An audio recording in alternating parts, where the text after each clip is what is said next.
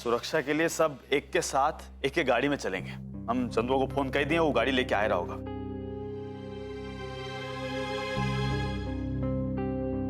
हमें तो बहुत टेंशन हो रही है। अगर कोर्ट जाते वक्त रास्ते में किसी ने हमला कर दिया तो?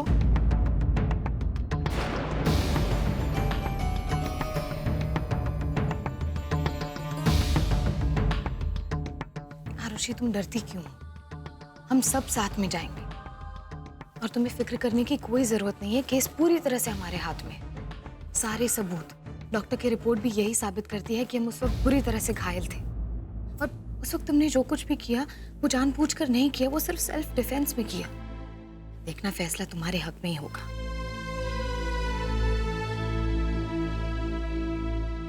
दीदी, हम जानते हैं कि आप इस मुकदमे को जीतने की पूरी कोशिश करेंगी, पर अगर उन लोगों ने फिर से हमला किया तो? हाँ बेटा, हमें भी इसी बात का डर है। आखिर वो गुंडे हैं, कुछ भी कर सकते हैं। तो यार ससुर जी कैसी बात कर रहे हो यार? ऐसा कुछो भी नहीं, वो कुछो भी नहीं कर सकते। हम साथ चल रहे, फिर काय बात की चिंता?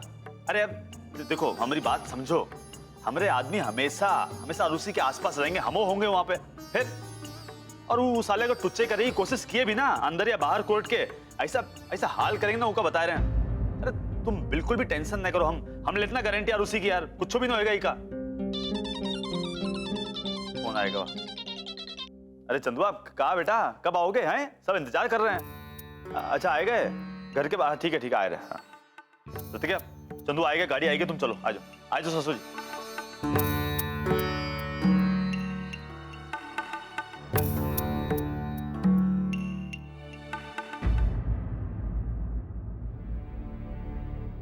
दादी, जो ना हम आपसे ड्राई फ्रूट मंगाए थे वो आए का नहीं? ड्राई फ्रूट कब मांगे रही? अरे हम कहे थे ना, हमका समर के लिए खवे वाली मिठाई बनाना है, उसके लिए कोनो नौकर का भेज के ड्राई फ्रूट मंगवा लीजिए। अरे हम तो भूल ही गए। दादी, आप पर बुढ़ापा है ना, बहुत कस के पकड़ लिया है, इसलिए कुछ याद नहीं रहता, सब कुछ भूल जाती हो आप। उम्र के बात है, ये तो सब पर आता है। इसलिए हमारी ये सलाह है कि घर की जिम्मेदारी, घर की सारी भागदौड़, घर की चाबियां हमारे हाथ में दे दीजिए। हम इतना साल से एक घर में रहते हैं, हमका सारी जिम्मेदारी पता है और हम बहुत अच्छे से निभा भी लेंगे। और घर की जो छुटकी बहुरिया है वो परिवार को कुछ समझती नहीं, तो जिम्मेदारी का निभाएगी?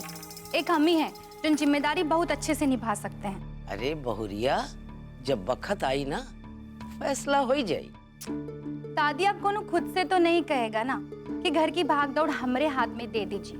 एक टेम आने पर घर के बड़ों को, घर की बड़ी बहुरिया को जिम्मेदारी खुद ही सौंप देनी चाहिए। बाकी अब घर के ऐसे हालात देख के हमका लगता है कि हमका ही जिम्मेदारी उठानी पड़ेगी। ये तो बहुत बड़ा फैसला है और हम अपने आप से इतने बड़े फैसला कभी नहीं ले। ये सब फैसला तो सज्जन नहीं करत। फिर ठीक है, हम बाबूजी से ही पूछ लेते हैं। चाय बाबूजी कहाँ हैं? बाबूजी वो तो सुबेरे सुबेरे कोनो अपने काम से ना बाहर ही चले गए रहे। अच्छा ठीक है, तू जा। हाँ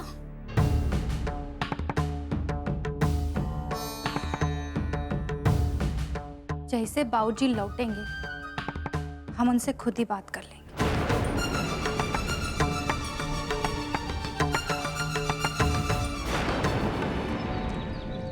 बहुत बुरा हुआ। अरे कितना नीच काम किए है, पता नहीं कैसे और कौन हालात में पाल पोस के बड़ी किए रही होगी तुम्हारी अम्मा सरजू को, और एक ही झटके में मार दी हत्यारे। अरे हमरा बस चले तो यहाँ आंगन में ना फांसी पे टंगाए दे उका। क्या करे, कानून बीच में आए रहे। कभी मामले को ना कानूनी तरीके से निपटेंगे, मुकदमा लड़ेंगे। का मुकदमा लड़ेंगे? हाँ, अरे वो जोन भी हो, इससे हम लोगन को कोनो मतलब नहीं। हमारा बेटा तो रहा नहीं, अब उसको फांसी लगे या जेल जाए, हमारा बेटा तो नहीं आ जाएगा वापस। नहीं अम्मा, हम चाहते हैं कि भैया का खूनी फांसी पर झूले। भैया के हत्यारे को अगर कानून सजा न देस ना तो हम चुप। क्या जरूरत है? और वैसे भी हमारे घर की हालत ठीक नहीं है, दाने दाने से मोहताज है। अरे सरजू था तो कैसन कैसन करके घर का खर्चा चलाता था। मुकदमा लड़ना है, 2-4 आना है तो उनको भी कोर्ट कचहरी और वकील में फूकेगा। अरे काकी, अरे तुमको कौन कहा है कि पैसा की चिंता करो? उकरी कोनो जरूरत नहीं है। कहा है कि ये सब हमरे बाबूजी ठाकुर सज्जन सिंह जी संभाल लेंगे। ये समझ लो कि सरजू को इंसाफ दिलाए के लिए बाबूजी अपना हाथ तुम्हारी तरफ बढ़ाए चुके हैं। उनकी बहुरिया तो वो अरुषिया की बहन है ना, तब वो कहीं हमारी मदद करने लगे। अरे यही लिए तो सज्जन सिंह जी खुद ही मुकदमा लड़ना चाहते हैं, और वो भी अपनी बहुरिया के खिलाफ। कहा है कि ठाकुर साहब के लिए अपने परिवार से ज्यादा ना जरूरी उकरे लोग हैं, और अपनों के लिए ही, अरे भाई तुम्हारी बिरादरी के लिए वो मुकदमा लड़ेंगे। रही बहुरिया की बात, तो उका तो वो पहले ही से ही घर से बाहर निकाल चुके। तब हम मुकदमा लड़ने के लिए तैयार है ठाकुर साहब। अच्छा, ये कुछ पैसा भिजवाए हैं ठाकुर साहब, ये रख लियो। अरे रख लियो भाई, अभी घर में जबान मौत हुई है, परिवार को चलाना मतलब मुश्किल हो रहा होगा। तो घर की देख रेख में कितना परेशानी हो रही होगी तो अच्छे से समझते हैं ना ठाकुर साहब। बहुत चिंता है उनको तुम सब लोगन की, और बहुत ख्याल रखते हैं वो। ठीक है, अब तैयारी शुरू करिए। वहां मुकदमा की सुनवाई है, अदालत जाना है? और हिम्मत नहीं हारना, बराबर लड़ेंगे और वो काना सजा दिलाएंगे ससुरी को।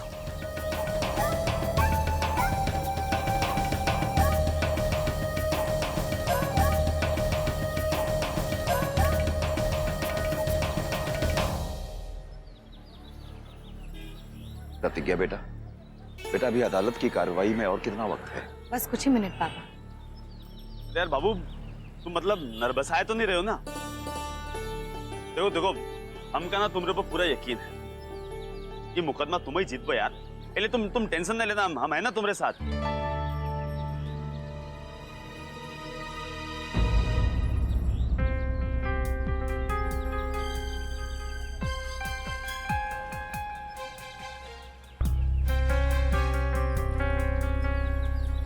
कैसे हैं आप लोग? हम बिल्कुल ठीक हैं। तो कोई मुकदमा है?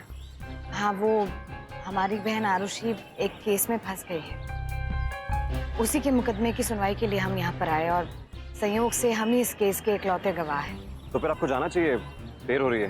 हम बाद में मिलेंगे। क्या मुकदमा के लिए कुछ न बोलबो कि मतलब हमारी बीबी जीते ही के लिए कुछ भी ना? हाँ जरूर, all the best. Thank you.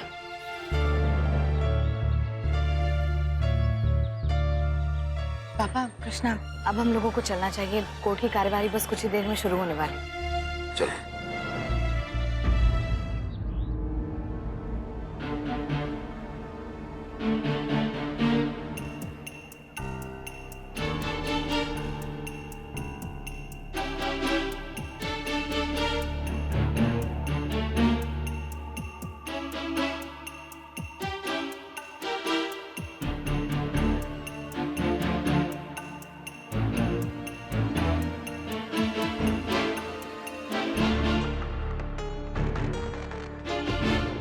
Please बैठिए।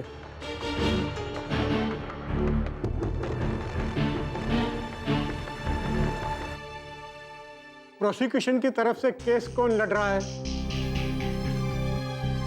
प्रोसिक्यूशन की तरफ से केस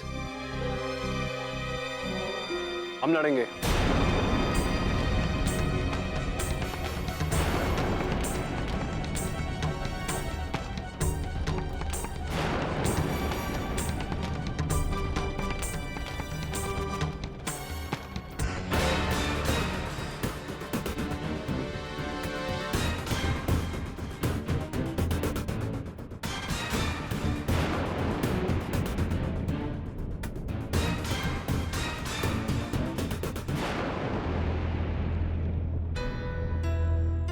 प्लीज बैठ यहीं।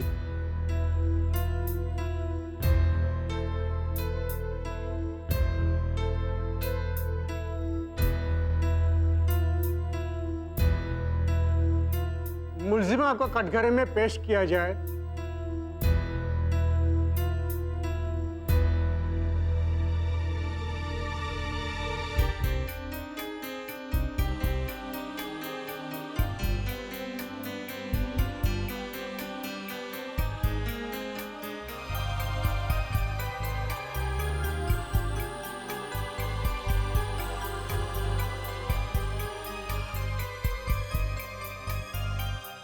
मुलजिमा की तरफ से सुनवाई शुरू की जाए।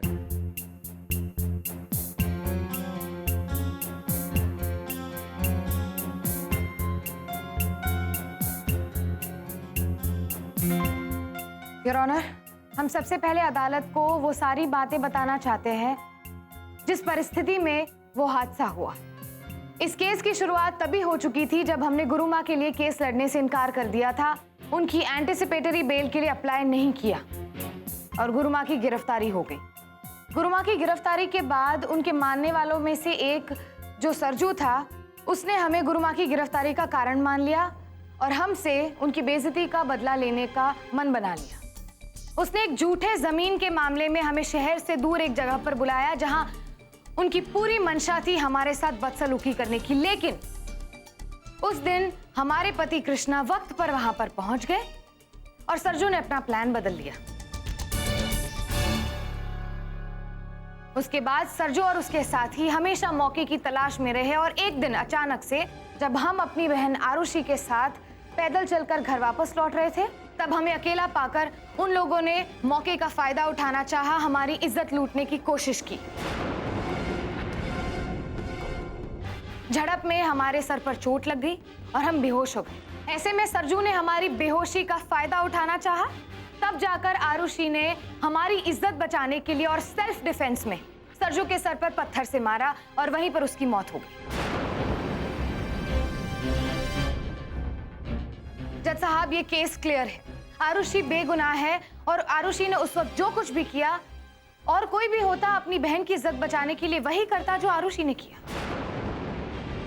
जज साहब, आरुषि ने ये सब कुछ जानबूझकर या फिर कत्ल करने के इरादे से नहीं किया, वो सिर्फ सरजू को हमारी इज्जत लूटने से रोकना चाहती थी। That's all, Your Honor.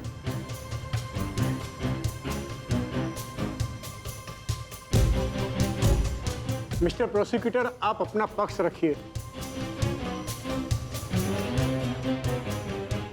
शुक्रिया जज साहब।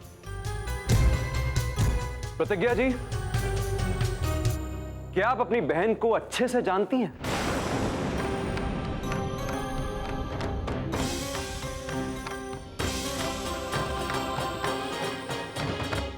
इस सवाल को करने का क्या मतलब है? इस सवाल का इस केस से क्या ताल्लुक है? ताल्लुक है प्रतिज्ञा जी। मेरे कहने का मतलब है कि क्या आप जानती हैं कि आपकी बहन आरुषि वैश्यवृत्ति से संबंध रखती है? वैश्यवृत्ति से संबंध रखती है? वैश्यवृत्ति से संबंध रखती है? वैश्यवृत्ति से संबंध रखती है?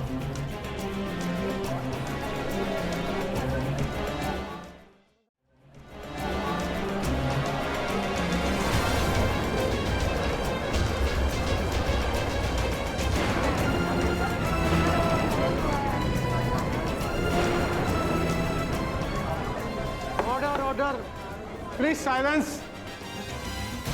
ऑब्जेक्शन माय लॉर्ड, ये जबरदस्ती एक लड़की के चरित्र पर कीचड़ उछाल रहे। जज साहब, मैं तो सिर्फ सच को सबके सामने लाने की कोशिश कर रहा हूं। जज साहब, जब से आरुषि के पति जेल गए हैं तब से आरुषि ने ऐसे गंदे कामों की शुरुआत की है।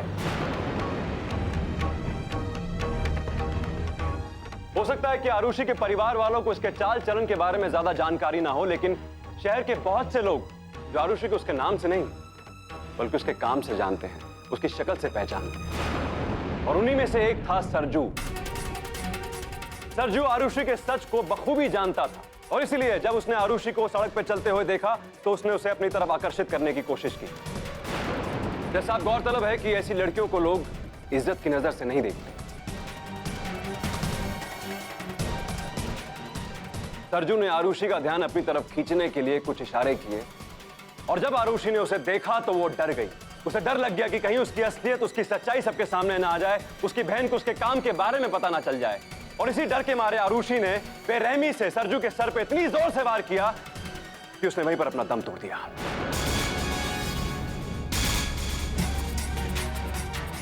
जज साहब, आरुषि ने जो सरजू पे वार किया वो कत्ल की नीयत से ही किया, तो सेल्फ डिफेंस का तो सवाल ही पैदा नहीं होता।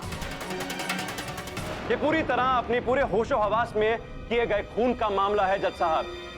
यहाँ पे कातिल को बिना किसी दया के कड़ी से कड़ी सजा मिलनी चाहिए। ऑब्जेक्शन माय लॉर्ड, इन्हें कोई हक नहीं बनता है कि ये एक निर्दोष लड़की को भरी अदालत में बदनाम करें। ये आरुषि पर बेबुनियाद इल्जाम लगा रहे हैं।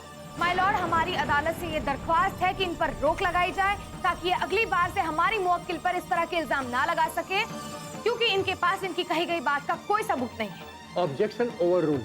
क्या आपके पास आपकी कई बातों का सबूत है? आप अदालत में आपकी बात साबित कर सकते हैं? जी जज साहब, हमारे पास वो सारे सबूत हैं जिससे कि हम आरुषि के खिलाफ जो हमने सारी बातें कही हैं वो साबित कर सकें।